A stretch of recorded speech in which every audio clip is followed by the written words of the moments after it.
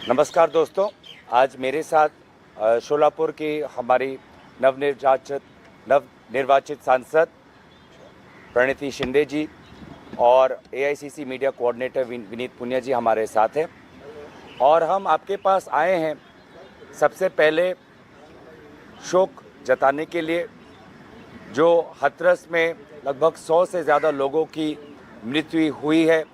हम उनके परिवारों के प्रति, उनके सज्जनों के प्रति अपनी संवेदना जताते हैं और आशा करते हैं कि जो घायल है वो जल्द से जल्द उनका इलाज हो, वो स्वस्थ हों और हम सभी इस वक्त यूपी और हाथरस के लोगों के साथ उनके दुख के घड़ी में उनके साथ खड़े हैं।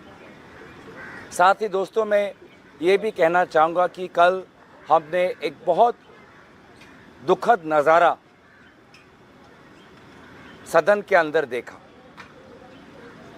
कांग्रेस पार्टी की मांग और विशेष रूप से आदरणीय राहुल गांधी जी की मांग ये थी कि इस 18वीं लोकसभा सत्र में राष्ट्रपति अभिभाषण पर मणिपुर के दोनों सांसद अपनी बात रखें।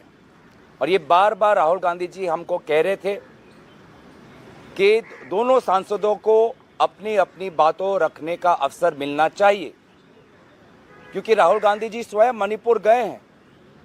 उन्होंने मणिपुर में समाज के बीच में जो बंटवारा हुआ है देखा है। सिविल वॉर जैसे एक वातावरण वहाँ पे है और इसीलिए राहुल गांधी जी जानते थे कि अगर हमने एक पक्ष को आवाज़ रखने का अवसर दिया और दूसरे पक्ष को आवाज़ रखने का अवसर नहीं दिया तो बहुत गलत संदेश सदन से मणिपुर के लोगों को जाता है। ये बात राहुल गांधी जी बहुत खूबी से जानते थे और इसीलिए हमारे पहले जो सांसद हैं मणिपुर के, उन्होंने पहले दिन पर अपनी बात रखी। जो शहरी इलाके से आते हैं, इनर मणिपुर से आते हैं, इम्फाल से आते हैं। और कल हम चाहते थे जो हमारी पहाड़ी क्षेत्र जो है मणिपुर का, आउटर मणिपुर के जो सांसद है अल्फ्रेड, वो अपनी बात रखे।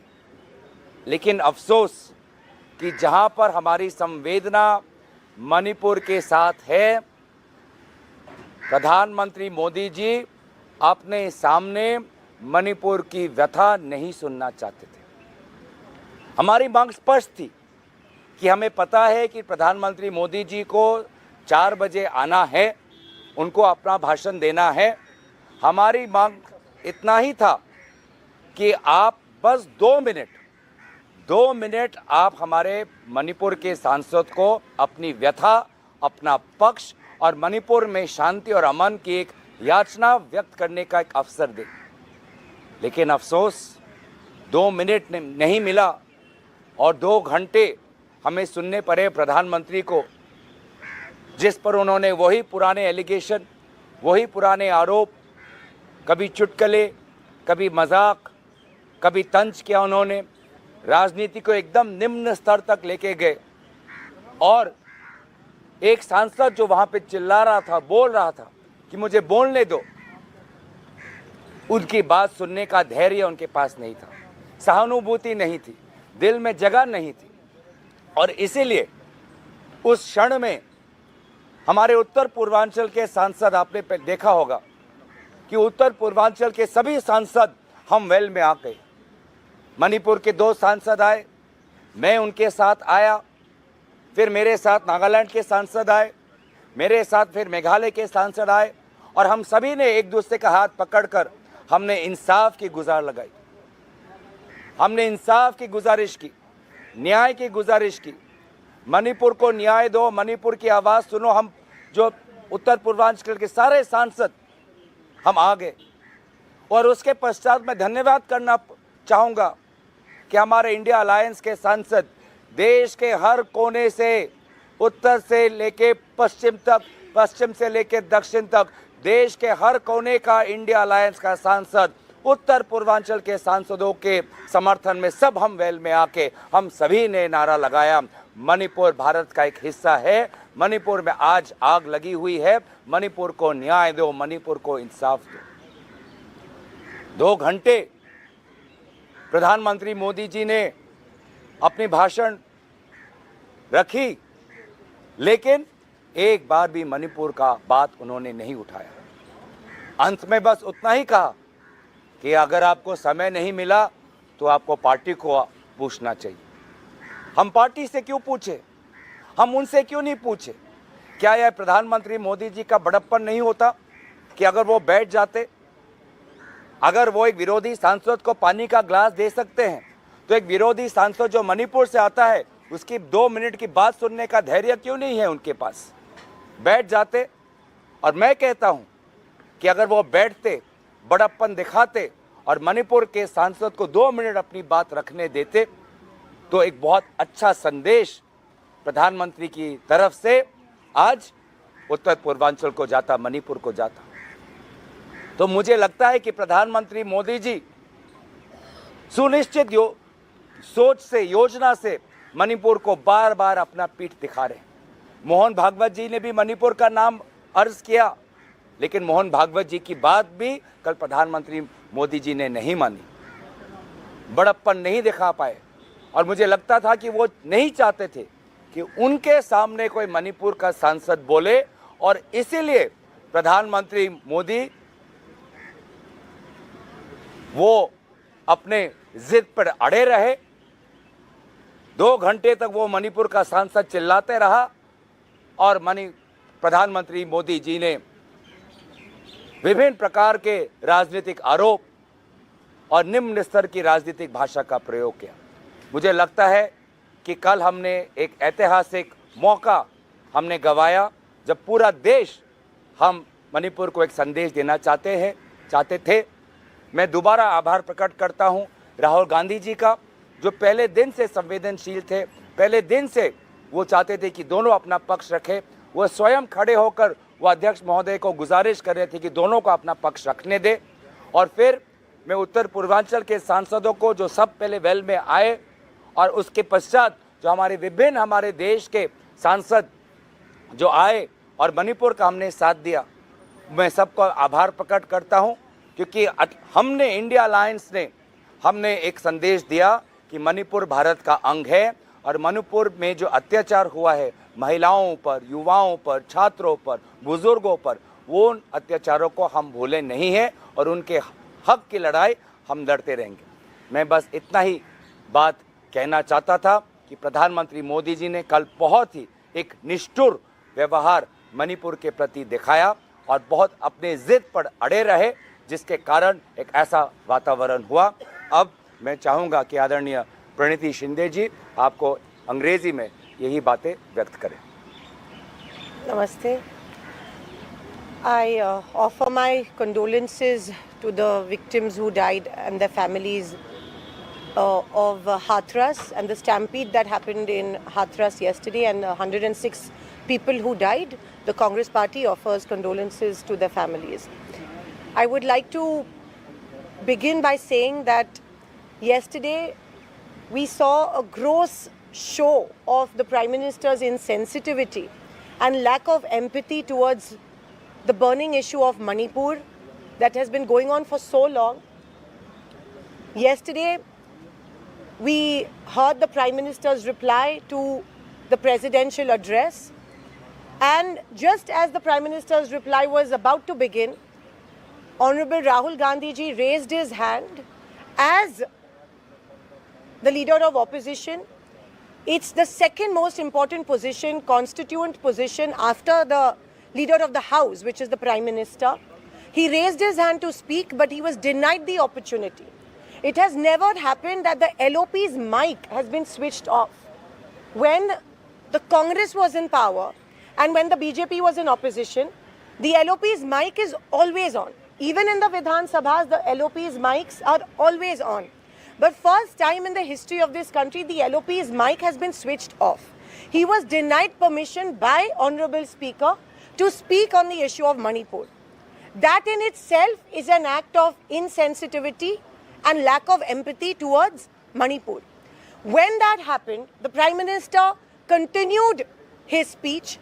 All of us we identified with the problems of Manipur. India Alliance has strongly stood by the people of Manipur and the MPs of Manipur who wanted a minute, I would say, because we kept asking the Speaker, sir, we just want a minute. All we wanted is 60 seconds to bring in front of the Prime Minister, who probably either is not aware of the problems of Manipur, he doesn't want to face the people of Manipur, he doesn't want to go to Manipur.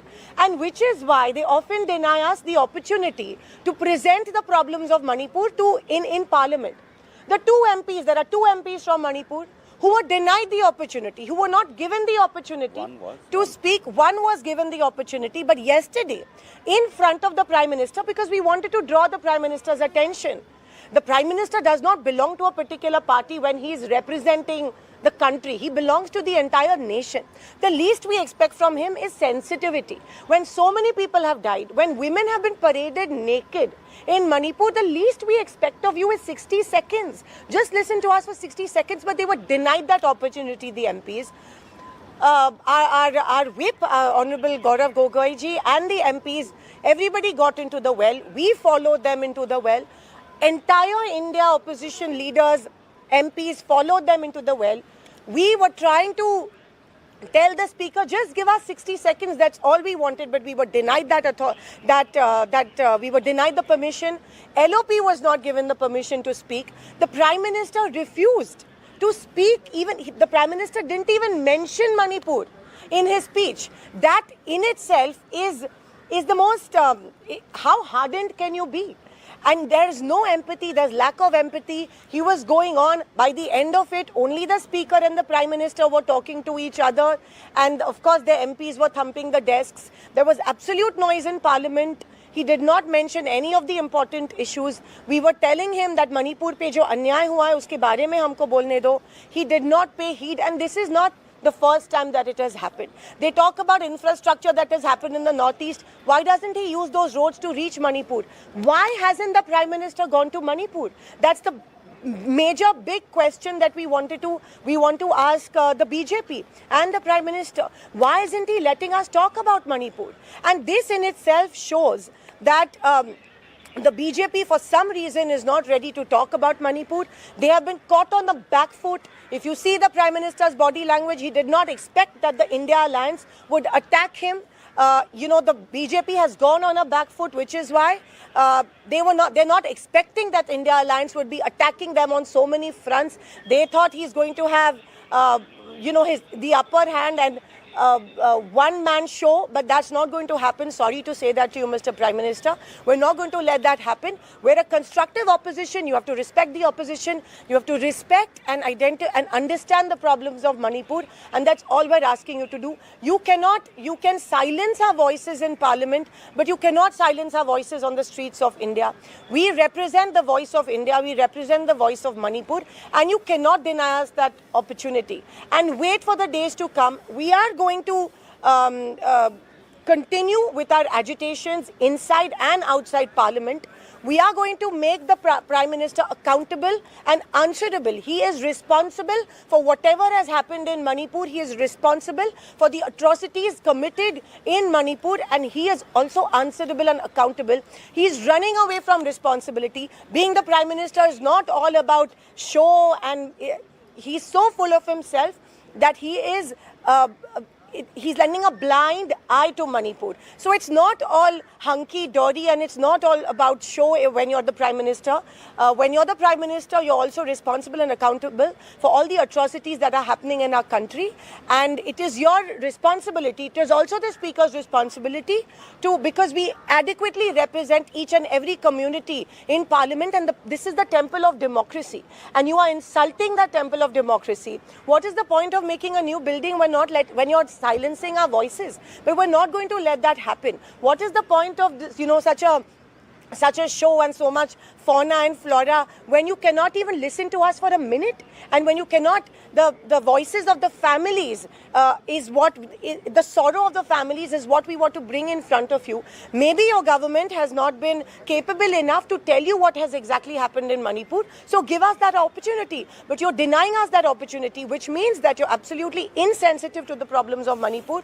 You don't want to talk about Manipur, you don't want to go to Manipur, and you don't want to do anything about it. You have not lent your shoulder to cry on to the families of Manipur, and if the Prime Minister of a country behaves in this way, it is an absolute shameful, and it is an absolute embarrassing thing for any Prime Minister of the country, and it is shameful. I think all of us need to hang our heads in shame if the Prime Minister of the country is behaving in such a manner.